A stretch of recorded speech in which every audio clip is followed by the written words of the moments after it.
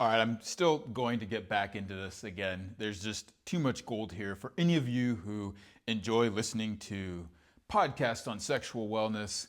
The advice out there is pretty abysmal. I'm just telling you, it might be entertaining, but you'll start to notice patterns if you've listened to as many podcasts as I do of what the sexual wellness industry is offering. And frankly, it needs a higher standard. And so, well, what better to look at than the top ranked podcast out there, which is Sex with Emily. And so again, we're back onto the series of Sex with Emily. No, thank you. And I just have to say, this is one of her episodes again that's dealing with the live calls, which I think is an amazing concept. And again, this isn't really about picking on Emily, but what this is showing that, whatever education that is out there, because it's just so homogenous, the advice that's going on from one podcast to the other, then I just know. And I looked at the curriculums, what they are being taught and what then they are using to advise. Have a look, sexual wellness industry, and see what are the top sellers in the sexual wellness industry. You can write in the comments and let me know what you find out. And you might be surprised. Extra bonus points if you can tell me why you should be surprised or are not. Now, in this call, which I thought was a fantastic call, by the way, there is a caller that comes in with, and I'd say at least a fantastic question, which was, hey, I have a boyfriend. He has loved going down on me, but his tongue gets swollen from performing oral sex, and it's getting so painful that he is no longer wanting to continue doing this. Which I was like, wow. Well, first of all, good on you to have a partner that loves doing it so much that, they actually go to the point that they're having the swollen tongue. So at least some things are in the right place. I even believe Emily compliments the couple on this. Granted, it's just her that's on it. And this is the thing. I really do want to say, Emily, and frankly, what the industry does do is it provides the opportunity for a person just to have a conversation. Because so few times do people actually get to have a conversation on this topic. So having someone just to talk to, let alone an actual community with which to speak about, is rather rare. But again, come on, if we are professionally trained and this is what we do for people, then we should be able to offer a higher standard. So I've taken notes. I'm going to break down what the questions were that were asked when this challenge was presented. So first question, how long have you been together? Second question, does it happen every time?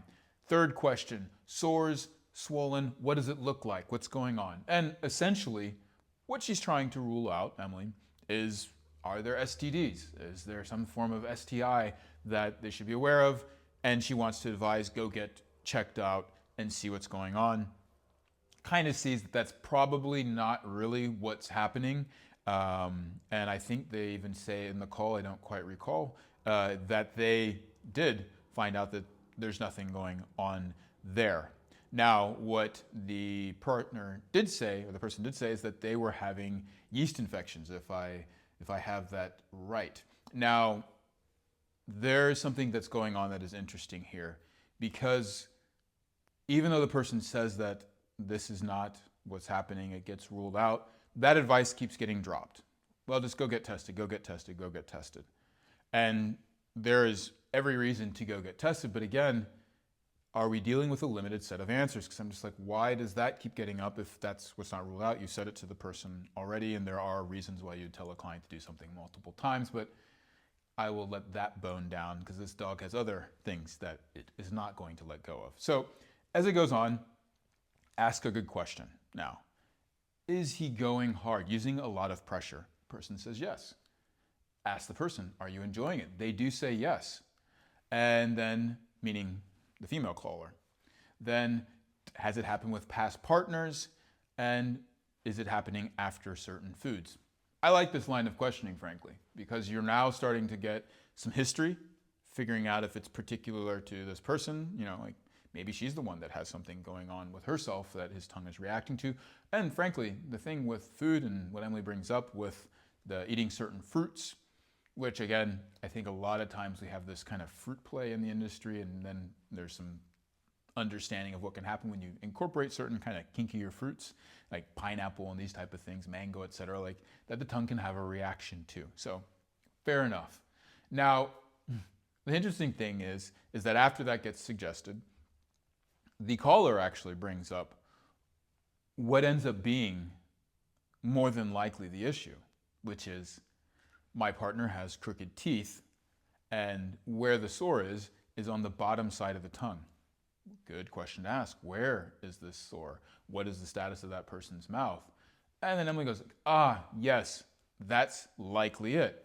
Everything is being scraped on the bottom of the tongue. So what are the suggestions that come here? I'm like, this is a good one. This one has some potential. Let's see what she brings to the table. So I'm going to list it off. Recommends testing again. Find a comfortable position, talking about elevating the person in relation to the partner. Okay, yes, find a comfortable position, but if things are going on between the tongue and the teeth, there's probably the elevated position might not really help out, but okay, fine, good place to start. Next, fix teeth. Well, okay, great. I mean, all right. Put wax over the teeth. Like, really? That's all right. Again, these are products that are used from the outside to solve, which frankly could just simply be with body mechanics. I'm just like, okay, whatever. Maybe he puts veneers over his teeth, which leads to a whole other problem around the teeth, but sure, it'll create a nice soft slide for the tongue. But really, is that the extent that we need to go to? That now, I mean, these are dental operations, which, aren't small. Now, okay, so anyways, next comes, and this one is what I really, and I want to pretty much quote this one. It's not word for word, but it was basically the word embodiment gets dropped, and it's in terms of with position, saying it's so important that we find positions, because she finds out that this guy he's going down on his partner for, like, on average, 45 minutes. And the woman says that she can orgasm, but it takes her typically into the 45-minute range. And so she says it's about embodiment, and he really needs to find a comfortable position. And then says the line, and finding what works for you is so key. And this is my critique of the industry and the advice that is out there. How does a person, and you answer me, how does a person find out what works for them if they don't know how their body works? Think about that for a second. Any skill that you have, I don't care if it's carpentry, I don't care if it's cooking, I don't care if it's UFC fighting. If you tell a person, find out what works for you, but they don't understand how food would work or fighting actually works in their own body mechanics, what are you going to do? Think about that for a second. Now, all right, this is the interesting part. When the caller then goes into details and says that I take 45 minutes to reach an orgasm, immediately, oh, well, that's normal.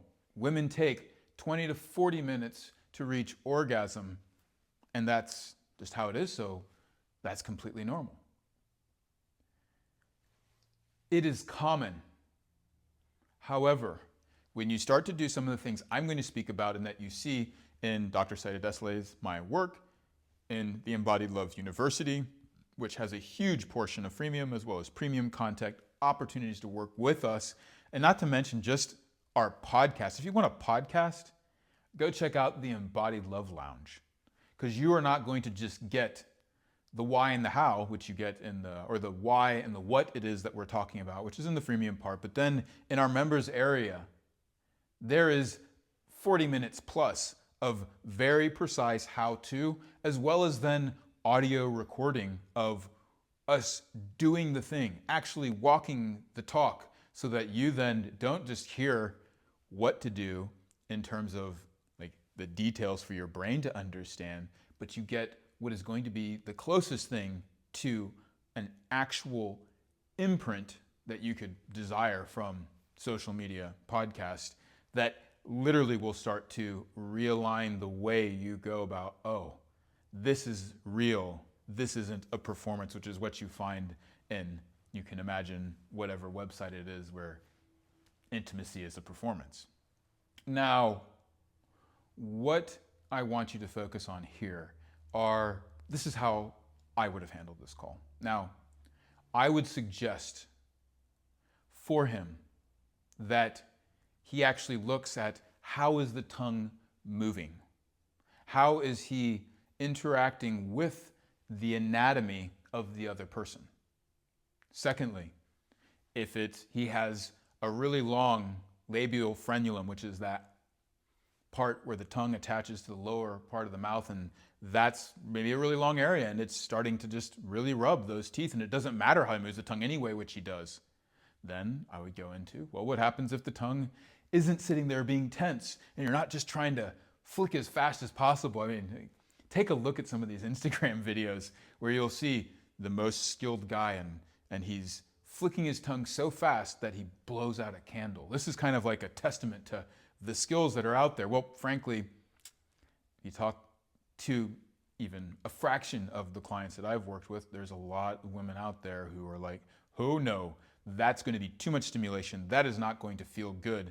It is not actually attuned to the person. I mean, how do you kiss a mouth? Think about that. If you can apply the rules of kissing to the vulva and vagina, you already are leaps ahead of others. Secondly, what about using the lip to create stimulation? What about actually using your head movement while everything else is remaining still? What about actually having the person who's on the receiving side, in this case the caller, the woman, having her move her hips while the head stays relatively still? I mean, these are just very, very basic things that we cover thoroughly in the Embodied Love University, and is at the foundation of the system of suction sex, which is that we don't have just a passive receiver and an inattentive giver. We have an active receiver and we have an adaptive giver that then allows the body to actually go into these deeper states of surrender. And guess what happens? When that happens, you do not, by definition, as a woman, take 20 to 40 or 45 or an hour or however long it may be to have one orgasm. You're having multiple orgasms in much shorter periods of time. And by the way, this isn't me just saying this.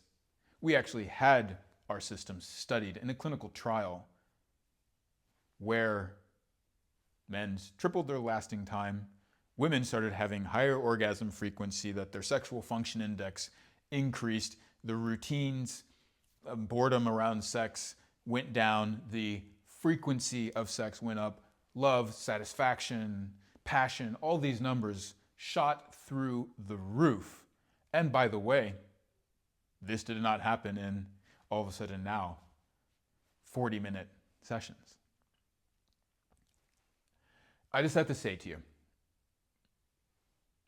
understanding your own and your partner's body mechanics, being aware of yourself, being able to attune to a partner and figure out how you can actually go into these deeper, longer states of relaxed arousal is going to bring us out of this box of the only way women can really feel pleasure is by going for 20, 45 minutes of strictly external clitoral stimulation, which is the advice that you're normally going to get. Incorporate a vibrator. Be sure to use lube. So that's just advice for him. In fact, I would also say that for her, there's no advice that's offered except discover what you want and share that with your partner. But if all you've known and been told is something that leads to these longer periods of time that are going to I mean, you do anything for 40, 45 minutes, you're going to have fatigue. Forget about the tongue. What about when his neck starts going out, after a year of this?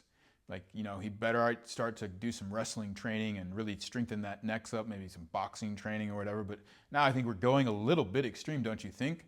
I mean, she says to get his teeth fixed. Well, why not start to prematurely look at cervical spine surgery as well, or maybe metal bracings to be able to help support him? I just look at this and I go, no, there are other ways. Now, in terms of for herself, why not offering resensitization?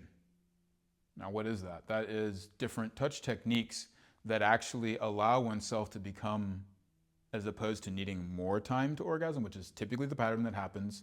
I guarantee you this caller, if you're the caller on this, write in fact in, because I want to see. Well, when you first started to masturbate, when you first started to use the vibrator, did it take you that long? When you first started receiving oral sex, the very first time, did it take you that long? Did that time increase with vibrator usage? More than likely, almost 100% certain, yes.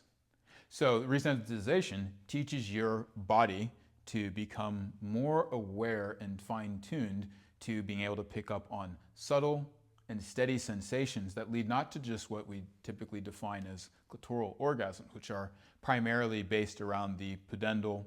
Maybe if you bring in some stimulation of the G-spot a little bit, get some hypogastric nerve endings. We're talking the deeper areas of the vagina and cervix, which, by the way, are innervated.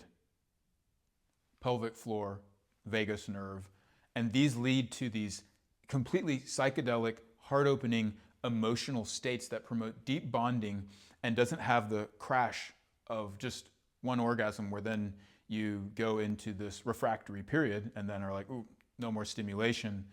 Prolactin jumps up. You don't really want to connect with your partner until the next time that the blood is boiling. Instead, you keep these levels high and you actually find that you have deeper levels of intimacy. And by the way, if you want to find these practices, then go ahead and check out the Embodied Love University. And you know what? Again, I said it before and I'll say it again, Sex with Emily, no thank you. Check out the Embodied Love Lounge podcast. We will see you there.